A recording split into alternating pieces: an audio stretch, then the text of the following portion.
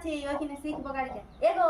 হ্যাঁ চলো তোমাকে শিখাই দিব। তুমি কাশীপুর চলে যাবে, চলে চলে কত কষ্ট করে যাই। ওইটা এটা চালাতে সাইকেলের মতো নেই বটে। তুমি তো সাইকেল চালাতে জানো না বাবা, আমি শিখবো না। ঘোড়া আরে বম্ম হচ্ছে যদি এখানে কোথা দিয়ে ইধার উধার গাড়িটা ঢলে যায় তো আর করে যাবে ভাইয়ে।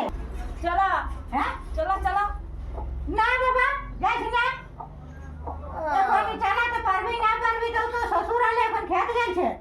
তো শ্বশুর দেখলে এখন বিপদ করবে। তোমরা আগে না ডরাইও কেন? যে কোনো জিনিসটা ওই জন্য কিছু গায়ের লোক কিছু করতে এলে আগে এবারে হাড় বাইন্ধে সেই বাইন্ধে। আরে বাবা এলা কিছু লয়, বাজারে কত বুড়া বুড়া লোক চালাচ্ছে তুমি দেখে যাও। বাজারে বেটা কিন্তু ডিহাতে মায়ানো গাড়ি চালালো মায়া লোকের কিছুই নয়। কিছুই নেই। মানে কোনো যদি একটা বলি চাকরি বাকরি করতে বা রোজগার থাকতো, যদি তাইলে বলছে যে না ভাই বউটা গাড়িয়ে যাচ্ছে সবাই আর টাটকা এটি গোবর কুড়া বেটা বউটা একটা যদি চালা তো লোক আমাকে দিবে বলে বাবারে শখ দেখেছিস গোবর কুড়া মায়াটা গাড়িয়ে ঘুরে বুঝে। আরো যদি চাকরি করতো তাহলে মায়াটা আর কত আটাম করে দেখাইছো। হ্যাঁ তো বাবা নাই, আমি যাচ্ছি। তোমার আপত্তি? কোথায় যাবি তখন আমার বেটাই চাপা লিখবে, আমি যাবো তখন আমাকেও চাপা লিখবে।